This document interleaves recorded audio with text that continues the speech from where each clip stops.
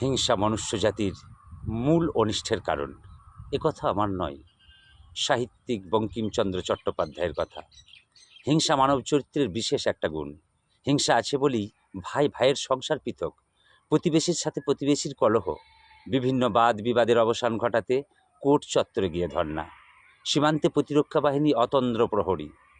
তাই তো অহিংসা পরম ধর্ম কথাটি মানব সভ্যতায় চরম মর্যাদা পেয়েছে। মহাপুরুষগণ এই বাণীতেই সমাজের শৃঙ্খলা বজায় রাখতেন। আজকের শাসক দল তাদের রাজনীতি পুষ্টিকরণের জন্য হিংসায় মাতিয়ে তুলেছে দেশ। এতে নেতা মন্ত্রীদের তো লাভ হবে, নাগরিকদের নয়। তাই ভারতের প্রত্যেকটি নাগরিকের কাছে আমার বিনতি নিবেদন, বাদ বিবাদে না জড়িয়ে নিজের বিবেককে কাজে লাগিয়ে সুস্থ সমাজ গড়ে তুলুন। কারণ আমরা সামাজিক জীব, এ দেশ এ সমাজ আমাদের।